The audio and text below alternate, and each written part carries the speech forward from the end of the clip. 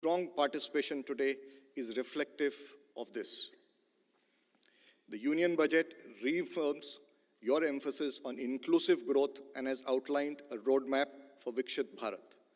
I once again congratulate you and your government for the astute handling of the economy and continued focus on reforms for greater investment, prosperity, and livelihood opportunity. So you have laid a strong foundation in Amrit Kal. As we move towards Viksit Bharat, this is an exciting and unprecedented phase in India's economic history, and we at Indian Industry would like to work together with you on all fronts.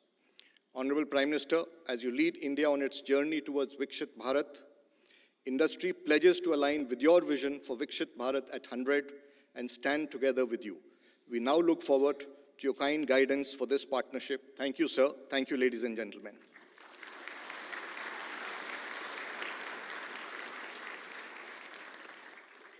May I now request the Honourable Prime Minister of India, Shri Narendra Modi ji, to please address the august gathering.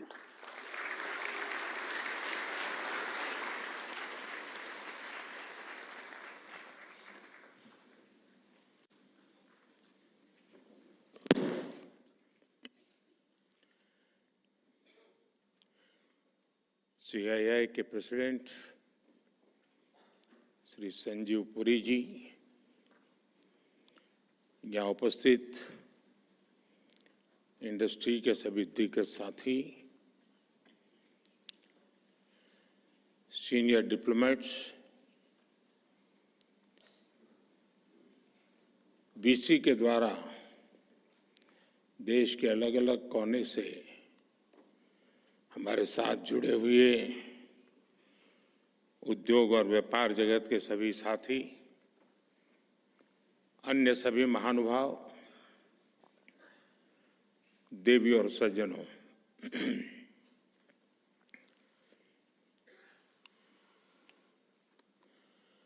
अगर युवाओं की सभा होती तो मैं शुरू करता, how is the जोश।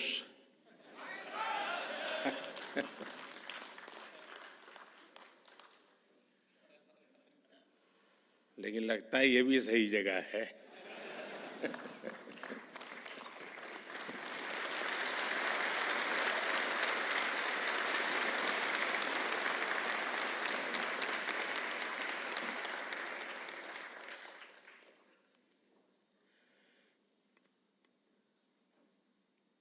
और जब मेरे देश में इस प्रकार से जीवन के हर क्षेत्र में स्थिरता प्राप्त किए व्यक्ति जोश से भरे हुए हो, तो मेरा देश कभी पीछे नहीं हट सकता।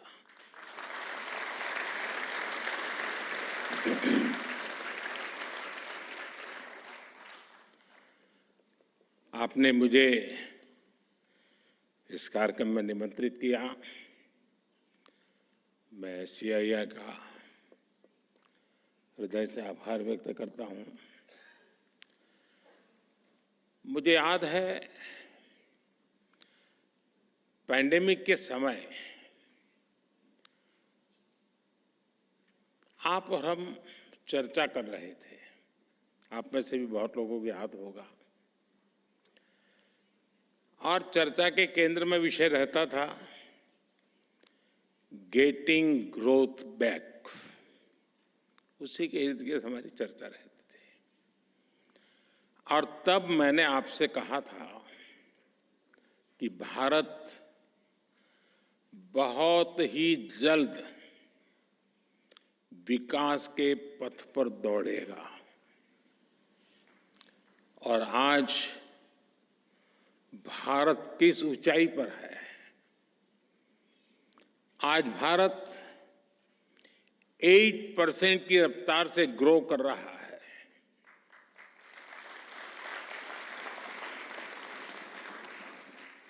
आज हम सभी डिस्कस कर रहे हैं जर्नी टवर्ड्स विकसित भारत। ये बदलाव सिर्फ सेंटिमेंट्स का नहीं है। ये बदलाव कॉन्फिडेंस का है। आज भारत दुनिया की 5वीं सबसे बड़ी आर्थिक ताकत है और वो दिन दूर नहीं जब भारत दुनिया की तीसरी सबसे बड़ी इकोनॉमी पावर बन जाएगा।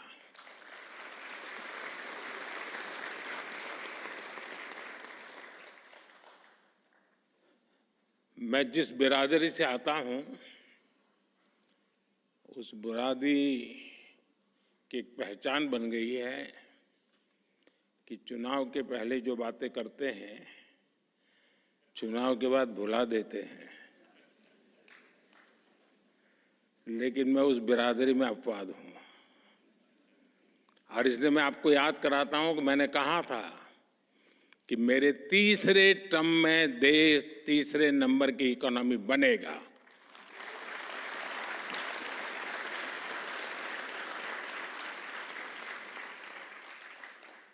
भारत बहुत सधे हुए कदमों से लगातार आगे बढ़ रहा है। साथियों, जब 2014 में आप सब ने हमें देश की सेवा करने का अवसर दिया, 14 में जब हमारी सरकार बनी तो सबसे बड़ा प्रश्न यही था कि इकोनॉमी को वापस पटरी पर कैसे लाएं।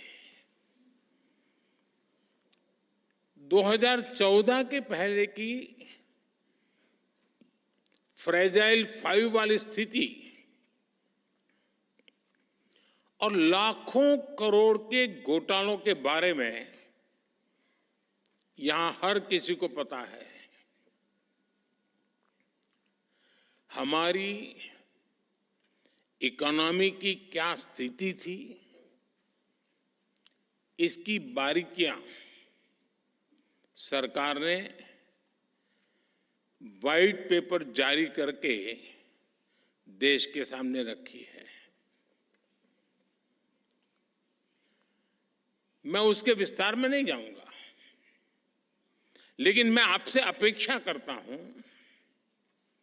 कि आप जैसे लोग, आप जैसे संगठन उस पर जरूर अध्ययन करें, आपके यहां डिबेट करें कि हम कहां खड़े थे और कैसी बीमारियों के शिकार हो गए थे। भारत और भारत की इंडस्ट्री को उस महासंकट से निकालकर हम इस ऊंचाई पर लाए हैं। अभी कुछ दिन पहले ही बजट आया है और मैं देख रहा था, एक अच्छा डॉक्यूमेंट आपका बना है, मैं अभी देख रहा था, मैं जरूर अध्ययन करूंगा उसका। और जब बजट अभी आया है, आप भी बजट की चर्चाओं में अभी भी व्यस्त हैं, तब बजट से जुड़े ही कुछ फैक्ट्स मैं आज आपके सामने रखना चाहूंगा। फ्रेंड, 2013-14 में जब पिछली सरकार का आखिरी बजट आया था, डॉक्टर मनमोहन सिंह जी के सरकार का लास्ट बजट, वो 16 लाख करोड़ रुपए का था, 16 लाख करोड़। आज हमारी सरकार में ये बजट 3 गुना बढ़कर 48 लाख करोड़ रुपया पहुंच गया है।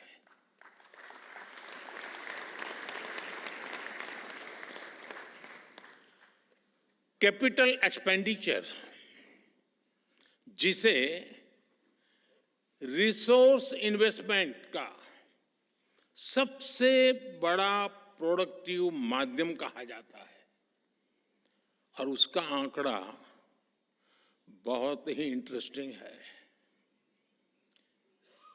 2004 जब अटल जी की सरकार गई,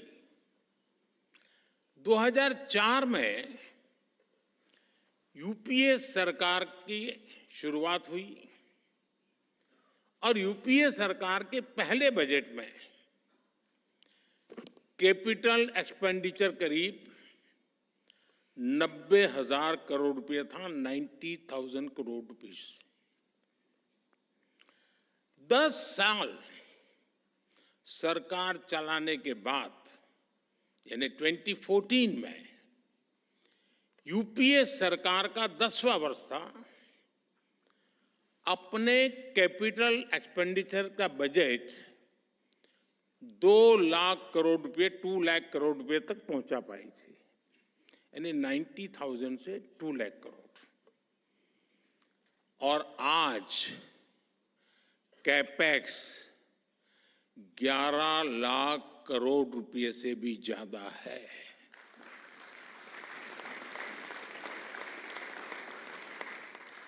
यानी 2004 टू 2014 के 10th ईयर में कैपेक्स किसी तरह दुगुने पर पहुंचा था, जबकि हमारी सरकार में कैपेक्स 5 गुना ज्यादा से बढ़ा है। और आप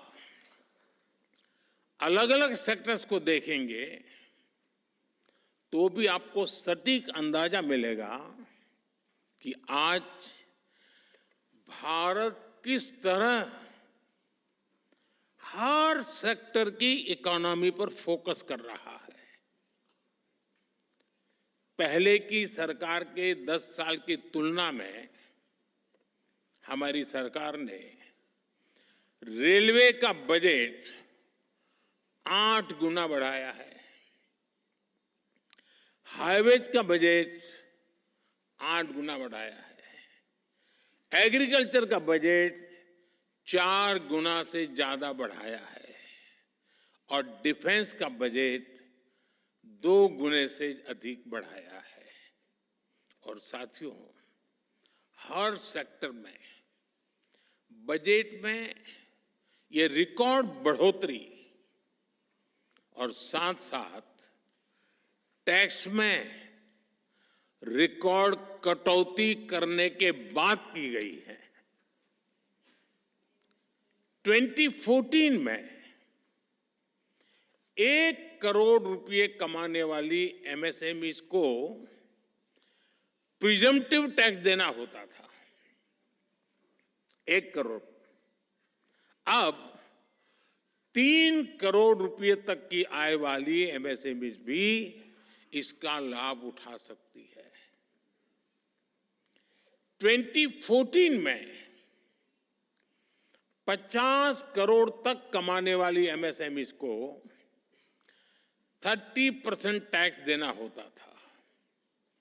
आज ये रेट 22% है। 2014 में कंपनियां 30% कॉर्पोरेट टैक्स देती थी, आज 400 करोड़ रुपए तक की आय वाली कंपनियों के लिए रेट 25% है। और फ्रेंड्स, बात सिर्फ बजट एलोकेशन बढ़ाने या टैक्स कम करने की नहीं है, बात गुड गवर्नेंस की भी है।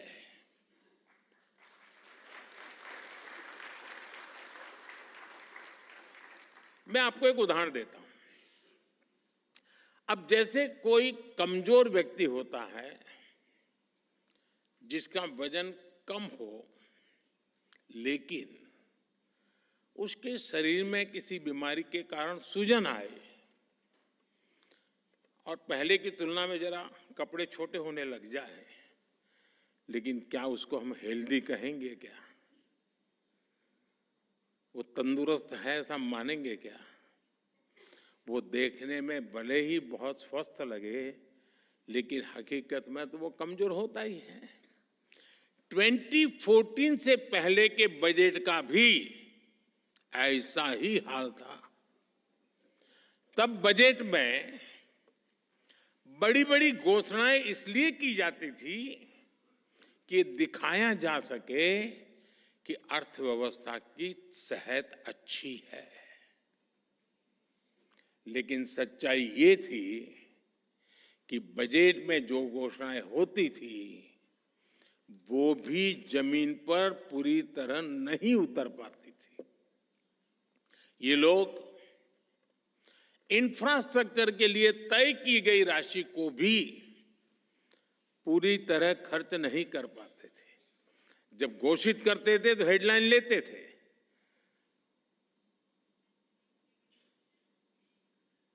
शेयर मार्केट में भी शायद थोड़ी दिखाई देता होगा।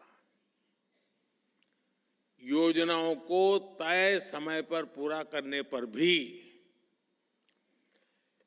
पहले की सरकारों का कोई जोर नहीं था।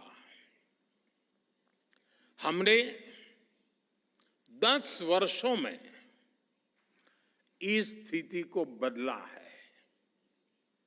हमारी सरकार जिस स्पीड और स्केल इसके साथ इंफ्रास्ट्रक्चर का निर्माण कर रही है, आप सब उसके गवाह हैं। ये अभूतपूर्व है। साथियों, आज हम जिस दुनिया में रह रहे हैं वहां बहुत सारी अनिश्चितताओं से भरी हुई है, और ऐसी दुनिया में भारत जैसी ग्रोथ और स्टेबिलिटी होना एक्सेप्शन है। ऐसी अनिश्चितता के समय में भी भारत के फॉरेन एक्सचेंज रिजर्व्स में अच्छी खासी वृद्धि हुई है। आज जब सारे देश लो ग्रोथ या हाई इन्फ्लेशन से जूझ रहे हैं, उन परिस्थितियों में भारत हाई ग्रोथ और लो इन्फ्लेशन वाला इकलौता देश है।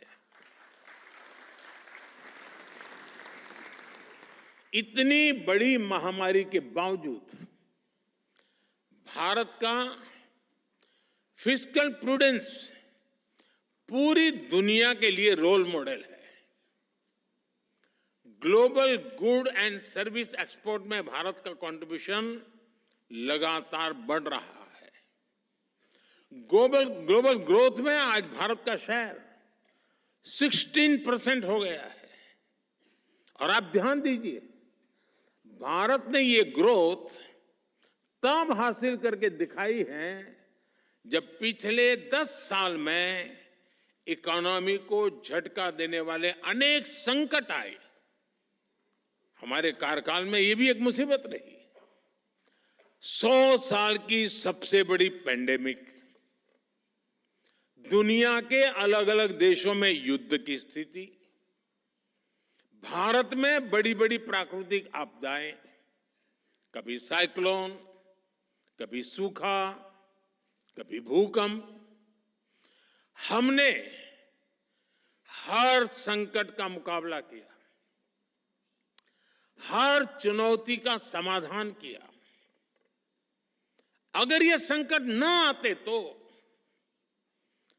भारत जहां आज पहुंचा है उससे भी कहीं अधिक ऊंचाई पर होता, और ये मेरा विश्वास, मेरे अनुभव के आधार पर मैं कह रहा हूं।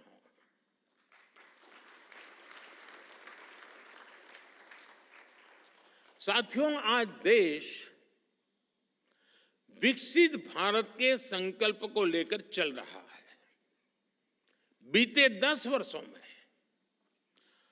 25 करोड़ लोग गरीबी से बाहर निकले हैं। हम देश के नागरिकों की ईज ऑफ लिविंग पर फोकस कर रहे हैं। हम देश के नागरिकों की क्वालिटी ऑफ लाइफ पर फोकस कर रहे हैं।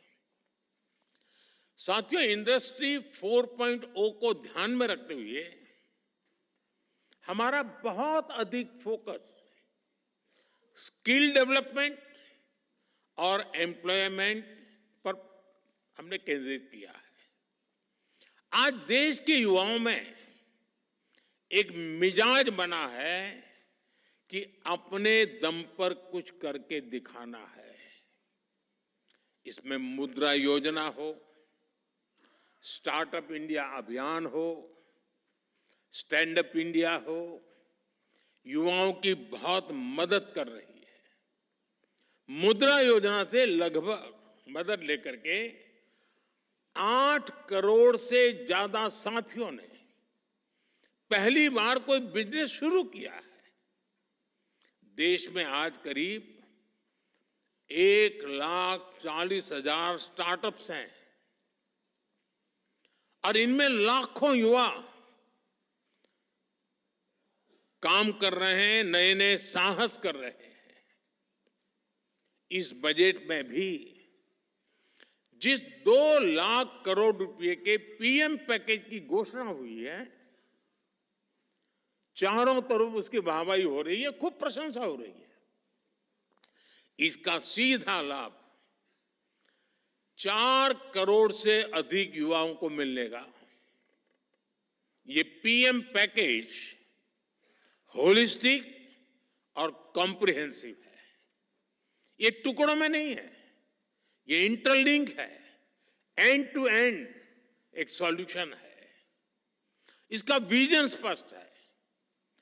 भारत की मैन पावर ग्लोबली कॉम्पिटिटिव हो, भारत का प्रोडक्ट ग्लोबली कॉम्पिटिटिव हो और सिर्फ क्वालिटी नहीं बल्कि वैल्यू की दृष्टि से भी वो कॉम्पिटिटिव हो।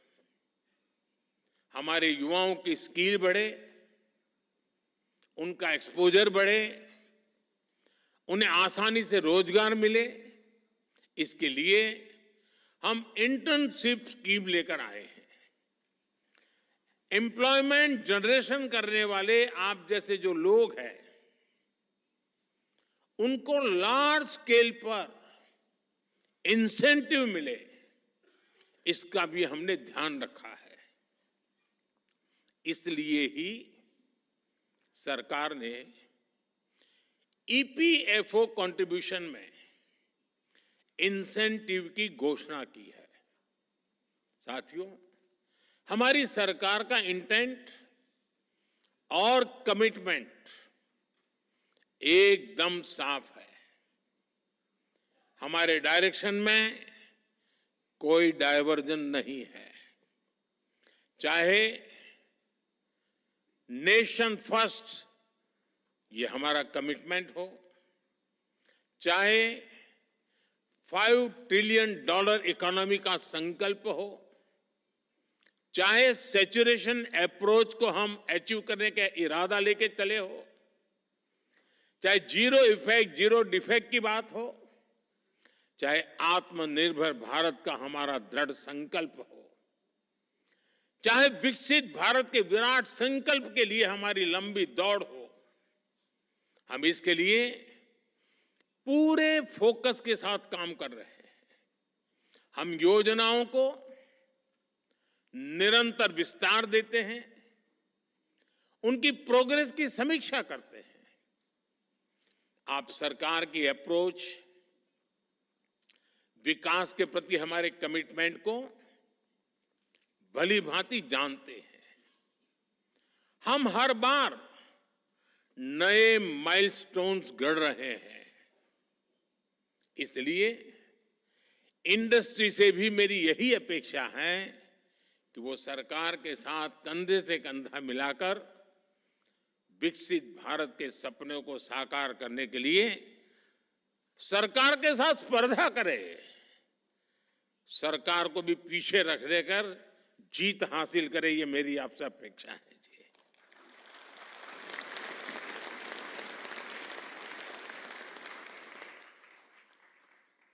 पीएम पैकेज की घोषणाएं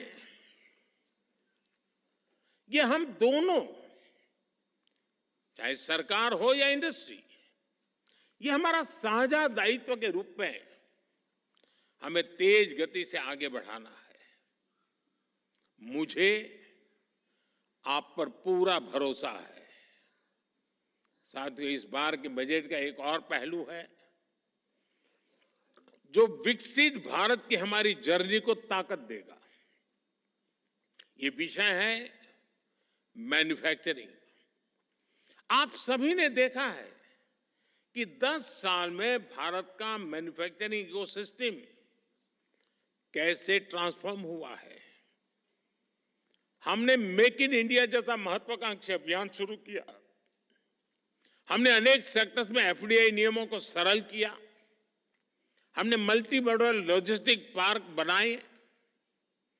14 सेक्टर्स के लिए पीएलआई स्कीम्स लॉन्च की। ऐसे निर्णयों ने मैन्युफैक्चरिंग सेक्टर का आत्मविश्वास नई ऊंचाई पर पहुंचाया है।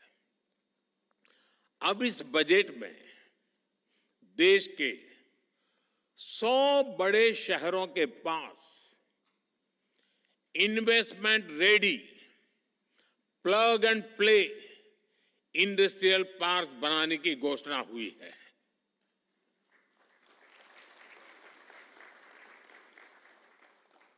ये 100 शहर विकसित भारत के नए ग्रोथ हब बनेंगे। सरकार मौजूदा इंडस्ट्रियल कॉरिडोर्स का भी आधुनिकीकरण करेगी। हमारा बहुत बड़ा फोकस एमएसएमई पर भी है। इससे करोड़ों लोगों को रोजगार मिलता है। सरकार ने एमएसएमई को सुविधाएं देने के साथ ही उनकी चुनौतियों को एड्रेस किया है। एमएसएमई को जरूरी वर्किंग कैपिटल और क्रेडिट मिले, उनके कंप्लायंस बर्डन और टैक्सेस कम हो, उनकी मार्केट एक्सेस और संभावनाएं बेहतर हो, एमएसएमई का फॉर्मलाइजेशन हो। इसके लिए 2014 से ही हमने लगातार काम किया है। इस बजट में भी एमएसएमई के लिए नई क्रेडिट गारंटी स्कीम लॉन्च की गई है। साथियों, जब बजट आता है तो उसके बाद अक्सर चर्चा कुछ प्रमुख बातों के इर्द गिर्द ही सिमट जाती है और ज्यादातर तत्कालीन चर्चा मीडिया ड्रिवन होती है और वो भी एजेंडा के तहत ड्रिवन होती है। जब शांत वातावरण होता है तब जाकर के स्थितियां की तरफ नजर गहराई से जाती है। कई बार संबंधित इंडस्ट्री या फिर एक्सपोर्ट्स वे भी थोड़ा बहुत उनका ध्यान जाता है, उसकी बात करते भी है। लेकिन बजट की ऐसी बातें मुझे लगता है कि हर क्षेत्र में बार बार दोहराना जरूरी है। माइक्रो लेवल पर भी उसका एनालिसिस जरूरी है। अब जैसे बजट में न्यूक्लियर पावर जनरेशन के लिए एलोकेशन बढ़ाया गया है। हम कृषि में भी डिजिटल पब्लिक इंफ्रास्ट्रक्चर बनाने जा रहे हैं। हम किसानों को जमीनों के नंबर देने के लिए भू आधार कार्ड भी देने जा रहे हैं। स्पेस इकोनॉमी के लिए भी 1000 करोड़ रुपए के वेंचर कैपिटल की व्यवस्था की गई है। बजट में क्रिटिकल मिनरल मिशन की भी घोषणा की गई है। हम जल्द ही माइनिंग के ऑफशोर ब्लॉक्स के पहले चरण की नीलामी शुरू करने वाले हैं। ये सारे ऐलान प्रगति के नए रास्ते खोलेंगे, नए अवसर बनाएंगे। फ्रेंड्स, आज जब भारत दुनिया की तीसरी सबसे बड़ी इकोनॉमी बनने वाला है तो नए सेक्टर्स में भी संभावनाएं बन रही है। विशेष रूप से हमारे सनराइज सेक्टर्स में। आप जानते हैं, टेक्नोलॉजी ही वर्तमान है, टेक्नोलॉजी ही फ्यूचर है। आज जो भी देश सेमीकंडक्टर वैल्यू चेन में अपनी जगह बनाएगा वो भविष्य में बड़ी भूमिका में रहेगा। और इसलिए हम भारत में इस इंडस्ट्री को आगे बढ़ा रहे हैं। इसी तरह हम इलेक्ट्रॉनिक्स मैन्युफैक्चरिंग को भी एनकरेज कर रहे हैं। आज मोबाइल मैन्युफैक्चरिंग रिवॉल्यूशन का दौर है। एक जमाने में जो भारत मोबाइल फोन्स को इंपोर्टर था, वो आज दुनिया के टॉप मोबाइल मैन्युफैक्चरर और एक्सपोर्टर में स्थान ले चुका है। भारत में हमने ग्रीन जॉब सेक्टर के लिए एक बहुत बड़ा रोड मैप तैयार किया है। हम ग्रीन हाइड्रोजन, इलेक्ट्रिक व्हीकल्स, ऐसे अनेक सेक्टर्स को आगे बढ़ा रहे हैं। अब पीएम सूर्यघर योजना, ये इतनी बड़ी योजना है, इतने वेंडर्स की जरूरत है, और सरकार एक एक घर को 75,000 रुपया देने वाली है। ये अपने आप बहुत बड़ा रिवॉल्यूशन होने वाला है। इस बजट में क्लीन एनर्जी के लिए उठाए गए कदमों की खूब चर्चा हो रही है। आज के दौर में एनर्जी सिक्योरिटी और एनर्जी ट्रांजिशन दोनों ही इकोनॉमी और इकोलॉजी के लिए इतने ही महत्वपूर्ण है। लेकिन इसके साथ ही हम स्मॉल न्यूक्लियर रिएक्टर्स पर भी काम कर रहे हैं। इससे न सिर्फ एनर्जी एक्सेस के रूप में इंडस्ट्री को लाभ होगा, बल्कि इस सेक्टर से जुड़ी पूरी सप्लाई चेन को भी बिजनेस की नई संभावनाएं मिलेगी। हमारी इंडस्ट्रीज और एंटरप्रेन्योर्स ने हमेशा देश के विकास के लिए अपनी प्रतिबद्धता दिखाई है। मुझे विश्वास है कि मैंने जिन भी सनराइज सेक्टर्स का जिक्र किया है, उन सभी में आप भारत को ग्लोबल प्लेयर बनाने वाले हैं।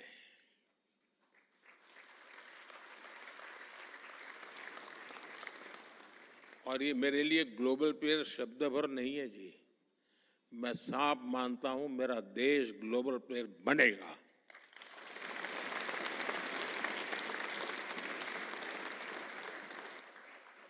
साथियों, हमारी सरकार के पास राजनीतिक इच्छा शक्ति की कोई कमी नहीं है, और इससे तो आप भी परिचित हैं। हमारे लिए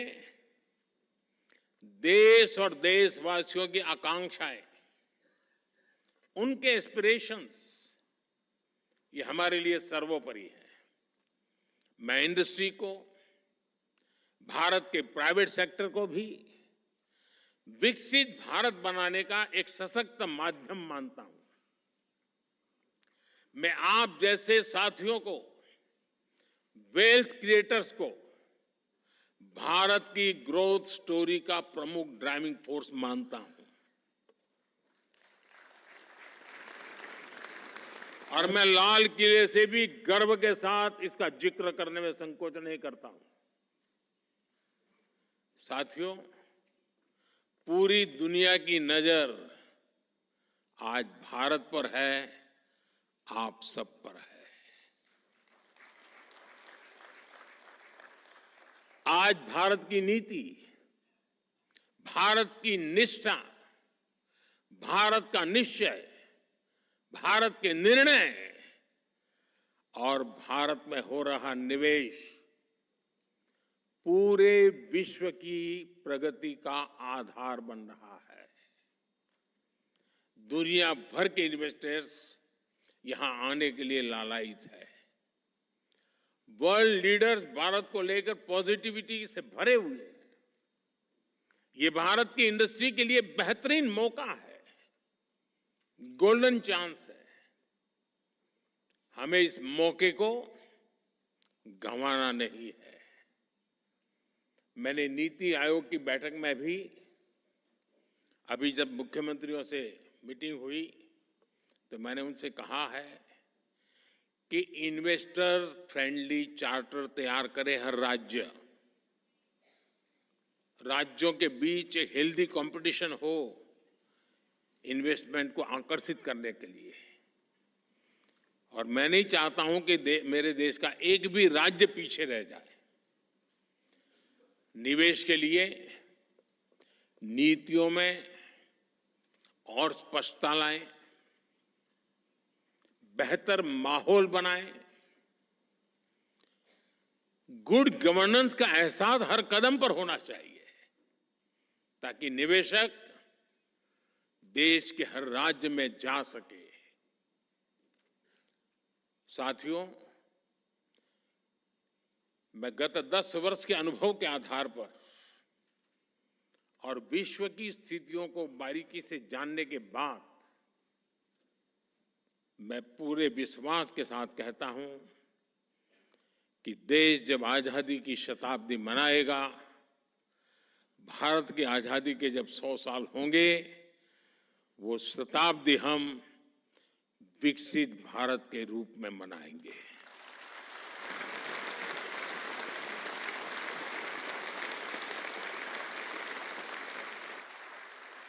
हम गरीब देश के रूप में आजाद हुए थे, हम लूट चुके थे। दुनिया में जो कोई भी लूटना चाहता था लूट रहा था, आखिरी मोमेंट तक लूटे गए थे। और फिर हमने हमारी यात्रा शुरू की थी। 100 साल के भीतर भीतर सारे अवरोधों को पार करते हुए, संकल्पों को चरितार्थ करते हुए शताब्दी विकसित भारत की मना करके ही रहेंगे। हम रहे न रहे, हमारी पीढ़ियां आने वाली विकसित भारत को गर्व से जिए, ये सपने लेकर चलना है।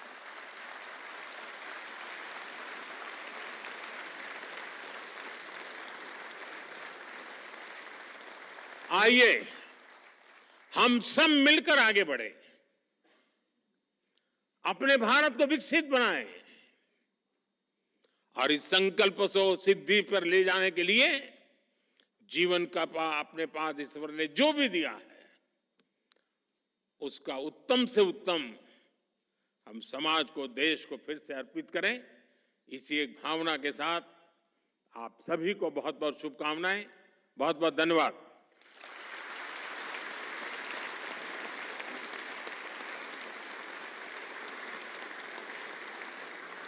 Thank you, Honourable Prime Minister, sir, for your leadership and your guidance. Ladies and gentlemen, kindly remain in your places until the Prime Minister and other dignitaries have left the hall.